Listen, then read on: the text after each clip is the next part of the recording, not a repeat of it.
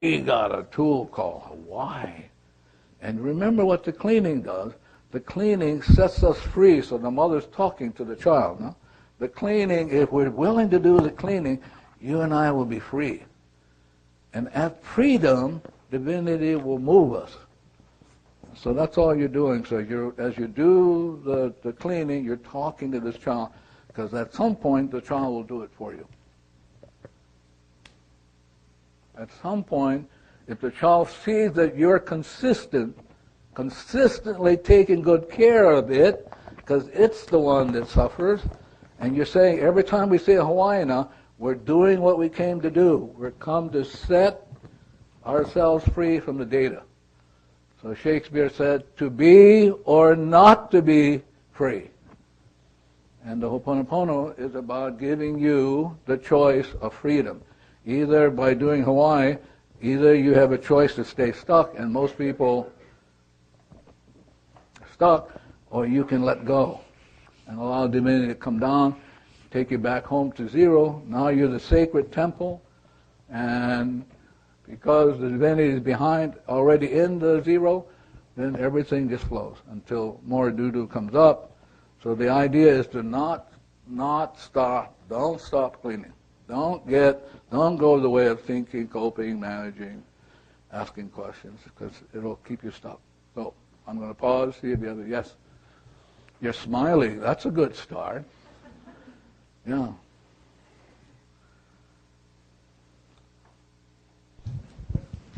Thank you. I was just looking at your mother and child analogy and the way you're explaining it, and I just reflecting, I've got a 5-year-old daughter, and she's been very strong-willed, and since reading the book, I've just constantly, like nearly every sentence, there's part of it, you know, I love you in it, or thank you, and so much when she doesn't want to do something, it's just, I'm sorry, you know, I don't, you know, just keep telling her, I'm sorry you don't want to do that, and that's all I say, and how much it's changed everything. Like, I'm not trying to discipline her or find the new discipline or find the new food thing or trying to, you know, to get her to eat or anything.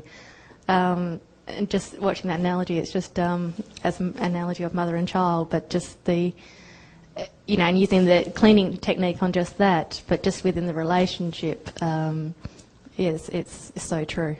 Yeah. So you don't hold on to that. So you have a 5-year-old daughter. Yes. So I tell you the best time to talk to somebody. When would be the best time to talk to somebody? No, not when they're young. When they're sleeping. So the best time to talk to anybody is when they're sleeping. So when they're sleeping, why is it the best time to talk to them? No question. No question. Yeah.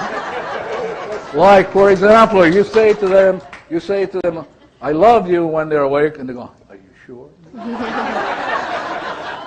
Especially if you're from Los Angeles. You didn't say it. You didn't say it with a passion. So better to talk to them while they're asleep. Now, what do you want to tell them when they're asleep? Only 2 things. I love you and thank you. Nothing else. Don't get fancy. Don't get fancy, really. I love you and thank you will erase whatever's going on in them. If you get fancy like, well, I didn't mean to do it, it's bullshit. You did it. Yeah. So the idea is get them while they're sleeping, and like I did when I worked with this young man who killed his mother at Hawaii State Hospital. So, you know, I stay up at like 3 o'clock in the morning. I don't know whether he's sleeping, and I talk to him because they had a hard time with him. He spent literally years in seclusion room, and so I talked to him. I said to him, you know, I love you, and I thank you for coming into my life, so I can work on those things that I didn't realize I had. Talked to him. Maybe 4 or 5 weeks later, it just all calmed down.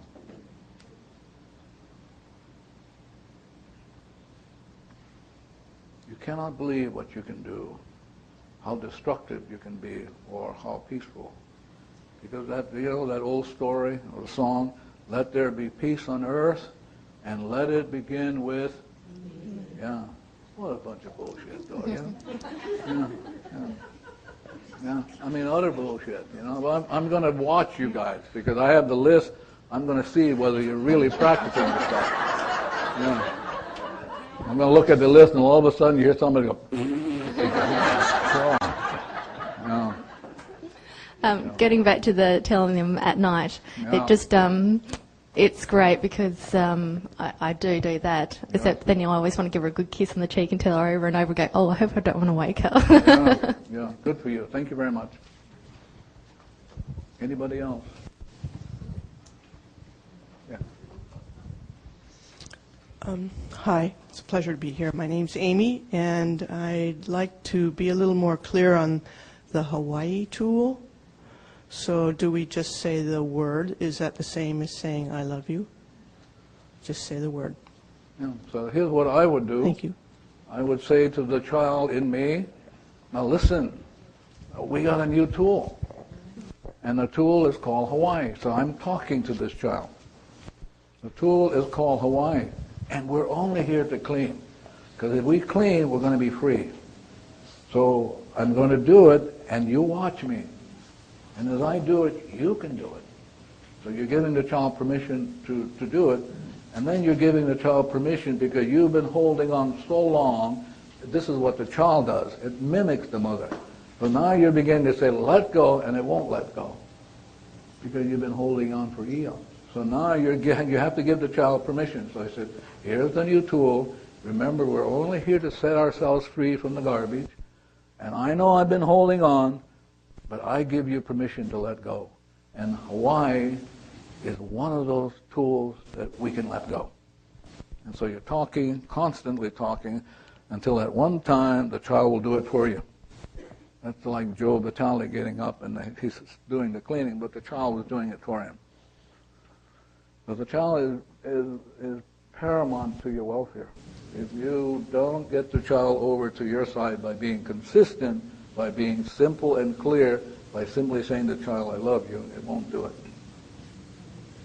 So you have to be clear, you have to be consistent, and you have to fall in love with the child. Yeah. Asking questions is painful to the child. Painful to the max. Because asking questions is not a way to trump memory. It doesn't clean. Anybody else? Yes. The tool of breathing. What about breathing? Breathing. Do we do it as we're inspired to do it? So who would you ask that? Well, I know I do it frequently. But who would? Don't give me the stuff. Now, who would you ask to how often should I breathe? Myself. Yeah, and you'll be fine. Perfectly fine. Because the thing you don't want to hang around, you don't want to hang around with a bunch of gurus. You don't want to hang on with anybody because the divinity is in you and it knows everything. You don't want to be in the habit of asking somebody a question because you'll go out. Better to ask a question of yourself. Somebody had a question around here? Yes. You mentioned Alzheimer's earlier today. Yeah. My mom and my grandmother my grandmother had Alzheimer's, my mom has Alzheimer's. I would love to know. Sure. So one of the things that you have to realize, and it's like Joe Vitali is saying, it's going to be strange. Some of the things I'm going to tell you is weirdo. I mean, it is, and I don't care whether you do it or not, because I'm going to do it. Yeah. So I'm just going to share it with you, and you either do it or not, and if you don't do it, I love you anyway. So there's a special fern here on this ground, on the property. That's why I'm here. As I was doing the cleaning, I saw this fern come up. It's called fern. I do not know the Hawaiian name for it, but this fern has on it. It has spores behind the leaf, and they're all over the place. So you get a leaf, but you got to talk to them. You don't want to be tearing something without getting permission. Yeah, and you don't want to tear something because you'll create pain. So the way to do anything if you're going to work with a plant like this You say ice blue. So all you have to do is say ice blue is the cleaning color. Ice blue. Now one of the things that I have ice blue is I have here on my band. I did some classes up in Canada, and Canada has the maple leaf, and the maple leaf helps with people who have problems breathing. It's a tool that erases respiratory problems. So if you do anything with plants, you have to talk to them. And before you touch them, you got to remember you're in the presence of God. So before you touch them, you go ice blue. So ice blue, and then you can touch. But you don't want to do anything without doing ice blue first, and you don't want to tear anything without asking for permission. Now, I suspect you would get permission to go after Ramsey. Where is Ramsey? Ramsey, you know what fern I'm talking about on the ground? Yes. Yeah. Can you get one for us, Ramsey? Yeah. Yeah. I don't see. I look for it outside of here. You'll probably have to go further down. If you would help me with that. So you're talking. You're doing your cleaning. I love you. Thank you. But you're talking, and you don't want to do anything because this is God. And so there are going to be ferns out there that you can talk to and do the ice blue, and then ask it permission for you to take a leaf. Okay? So now you take the leaf of this fern,